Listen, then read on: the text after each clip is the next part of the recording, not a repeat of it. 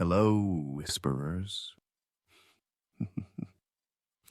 Welcome to the channel. If you enjoy tonight's tale, don't forget to like, subscribe, and share. It helps more than you know. Now, dim the lights, and let's begin tonight's story. The smell hit me first, not the sweet, cloying rot of corpses left in the sun. This was sharper, metallic, like wet pennies jammed up my nose. It clung to the air as I moved through the fog, boots crunching on glass and shell casings. I'd been in cities like this before. Once you've fought the dead a few dozen times, you know the signs. The silence isn't peace. It's the moment before the door gets kicked in. I swept my rifle across the street, optics cutting through the haze. Storefronts sagged under their own weight, windows spiderwebbed from impact. A police barricade sat ahead, 3 cruisers angled to block the road, windshields painted brown with dried blood. The bodies behind it wore National Guard gear, helmets askew, chests ripped open. Some of them had been shot in the head. The rest hadn't been so lucky. City's supposed to be clear, I muttered to no one, my voice flat. It never was. I knelt beside one of the corpses, pressing 2 fingers to its neck. Cold, stiff, a week dead at least. Bite marks trailed from his jaw to his collarbone. His rifle still had a full magazine. That told me he'd died before he even got the chance to pull the trigger. A low moan bled through the fog. I didn't flinch. I just shouldered my rifle and pivoted toward the sound. They came in 2s at first, staggering out from behind a rusted-out bus, eyes cloudy, skin gray and peeling. They were slow, but their hunger made them reckless.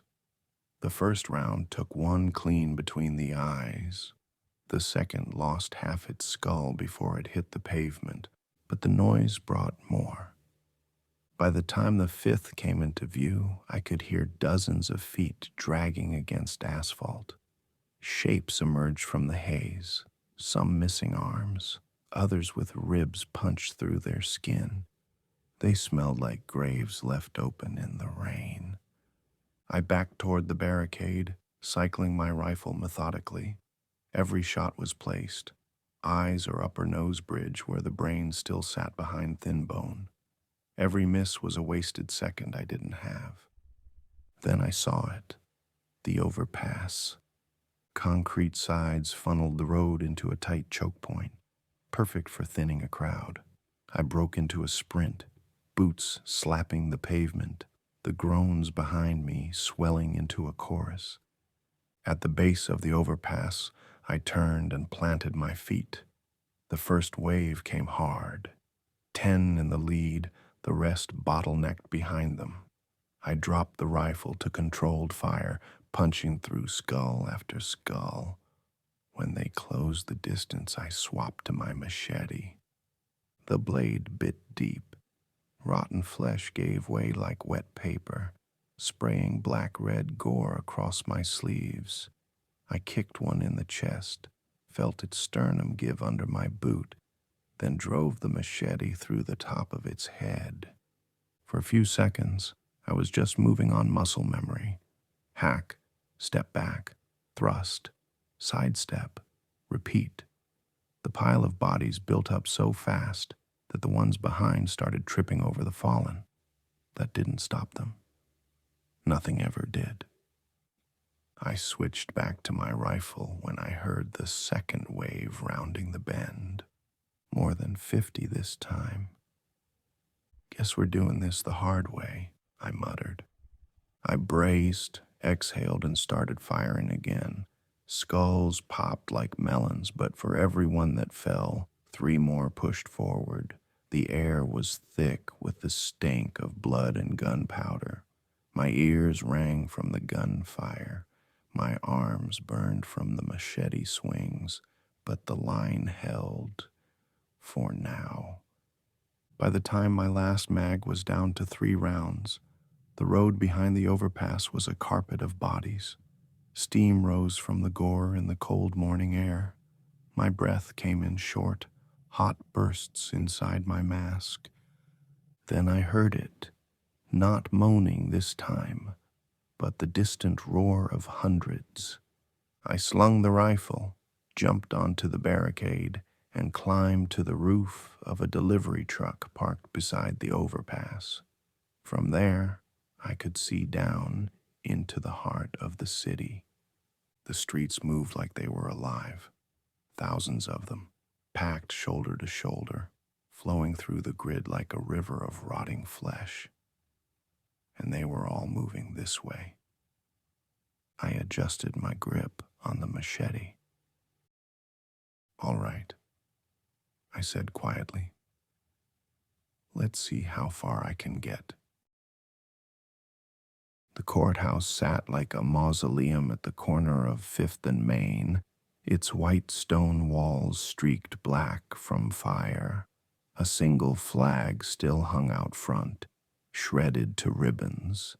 The main doors were barricaded with desks, chairs, and filing cabinets, but someone had kicked a hole through the lower panel big enough to crawl through. I slipped inside, closing the panel behind me. My boots stuck to the floor. A tacky film of dried blood covered the marble. Bullet holes peppered the walls. The air was heavy, damp, and carried that same metallic bite. This had been a last stand. Spent casings lay in piles at every corner, weapons discarded beside their owners. I counted at least 12 bodies in the lobby, each with a final headshot. They'd done it right. No one here was getting back up. I started up the staircase toward the offices, rifle low, finger resting on the trigger guard. Every step echoed too loud. The courthouse had that hollow feel buildings get when they've been emptied of life, but I'd learned to never trust that feeling. Halfway to the landing, I caught it, a faint scrape against tile, not behind me, above. I froze, listening. Another scrape, a wet shuffle, then the groan. They poured down the hallway before I could reach the top, a dozen at least, moving faster now that they'd spotted me. Jawbones hanging, fingers twisted into claws, teeth clicking with hunger. I planted the rifle stock against my shoulder and started firing in 3-round bursts. First one dropped with half its face gone. Second skull cracked open like a bowl. Third stumbled forward with a hole through its nose. Fell hard enough to snap its neck. The rest hit me like a wave. I jammed the rifle into one's chest to shove it back, pulled my sidearm, and started snapping off point-blank headshots. Each round burst through bone and brain with a wet pop, spraying me with hot, metallic-smelling mist. One grabbed my arm, skin like sandpaper, nails clawing for my throat. I smashed the butt of my pistol into its temple until the bone gave way and it dropped. Another came in from the side. I kicked its knee sideways, felt it tear with a dry crack, then buried my machete in its skull. By the time the last one dropped, the hallway was a slick mess of gore and bone fragments. I was breathing hard, sweat soaking into my gloves. Then I heard the pounding. It started light, 1 or 2 impacts from below. Then it built, a drumbeat of fists slamming into wood, the chorus of hundreds moaning in unison. They'd found me. The front doors shattered inward. They came in a flood, pouring over the barricade, tumbling over each other in their rush to feed. I backed toward the archives, firing as I moved. The first rows went down, but their bodies just became ramps for the ones behind. I ducked into the archive room and slammed the heavy steel door, buying myself seconds. Shelves stretched in tight rows, the smell of mildew mixing with the copper tang of my own blood. I reloaded, checked my remaining grenades. 2 left. The door buckled on the first impact. Hinges groaned. "All right," I muttered, pulling the pin on the first grenade. When the door gave, I rolled it low. The blast tore through the first 3 rows, shredding bodies into steaming chunks. Gore painted the shelves and ceiling. I didn't wait for the smoke to clear. I vaulted the fallen, pumping rounds into anything still moving. But for everyone I dropped, 2 more forced their way in. Their weight pushed me back, step by step, until my boot caught on something, and I went down hard. A set of jaws snapped inches from my face. I jammed my forearm into its mouth, steel bracer keeping teeth from breaking skin, and rammed the machete up under its chin until it stopped moving. No time to breathe, no room to move, just hacking, stabbing, reloading, shooting. The archives became a meat grinder. When I threw the second grenade, it was just to make space. The blast blew a hole in the far wall, sunlight cutting through dust and smoke. I ran for it, boots slipping on Gore, vaulted through the opening, and landed hard in the alley outside. The horde spilled after me, some crawling with their legs blown off, dragging themselves through the rubble, leaving long black-red smears in their wake. I didn't stop running until I hit the fire escape on the building across the alley. From the roof, I could see the courthouse swallowed whole, hundreds of bodies pressing against it, climbing over each other, moaning loud enough to shake the air. I checked my ammo.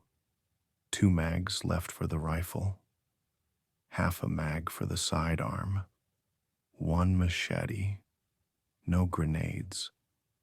I wiped blood from my visor. The noise from the courthouse was already drawing more from the surrounding streets. This city wasn't just overrun. It was feeding. Main Street was the only place wide enough to make a stand. Problem was, it was also the perfect funnel. If I got surrounded here, I was done. I moved fast, laying out my last few bricks of C4 in a rough arc across the street. Set them low, behind wrecked cars and fallen light poles. If the dead came in thick, the blast would take the legs out from under 100 of them. The street was quiet for maybe 30 seconds. Then the sound started, moaning, shuffling. The crack of bone on asphalt as they crawled over each other to get closer. I ducked into a half-collapsed hardware store for the last of my supplies. Found a crate of half-full gas cans and a box of road flares. I grinned under my mask. If the C4 didn't finish them, fire would. By the time I stepped back into the street, they were already here. First wave, maybe 50, heads tilted at the smell of me, mouths hanging open. I picked them off one by one with my rifle, clean headshots, dropping them like rotten fence posts. But the rest came faster. Hundreds now, the sound of their feet on broken pavement like a rainstorm on a tin roof. I waited until they were 50 feet out before hitting the detonator. The street vanished in light and thunder. Concrete ripped apart, cars folded like tin cans. The blast shredded everything in the kill zone into pieces, limbs spinning through the air, heads bouncing across hoods, a fine red mist hanging in the morning light. The survivors didn't care. They just climbed over the meat pile and kept coming. I swapped to the shotgun, the heavy 12-gauge slugs punching through skulls in wet, concussive bursts. One's jaw disintegrated under a shot. Another lost the top half of its head in a spray of brain and bone. The recoil hammered my shoulder, but I kept firing until the tube ran dry. When they got too close, I lit a flare, slashed open a gas can, and threw it low. The burning fuel ran in a jagged line across the asphalt, catching the feet of the front row.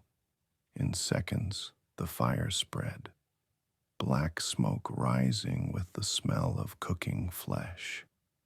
They screamed, but still pushed forward, skin sloughing off bone as they moved through the flames.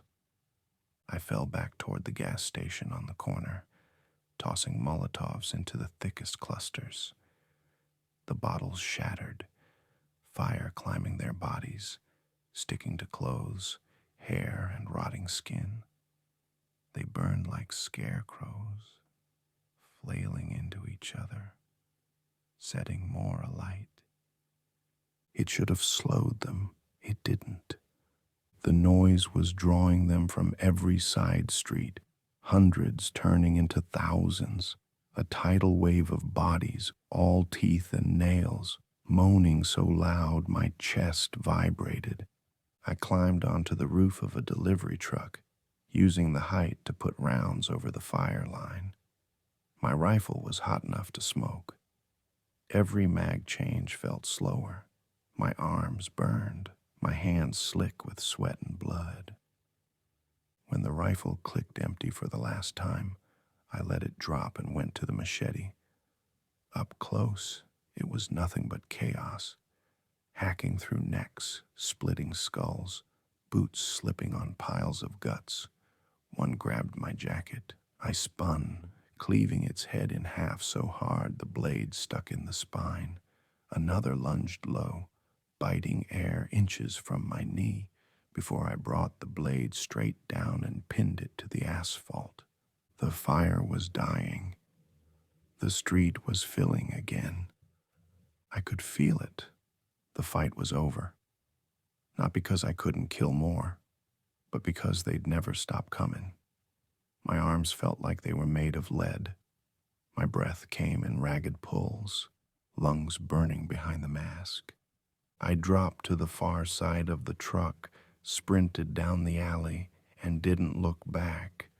By the time I reached the city's edge, my clothes were soaked in blood. Theirs, not mine. My boots were caked in gore, and my machete's edge was chipped to hell. I stopped long enough to take one last look. Main Street was a living thing now. It moved, shifted, screamed. Thousands of them, packed so tight they looked like a single organism. And it was coming for me. I turned and kept moving.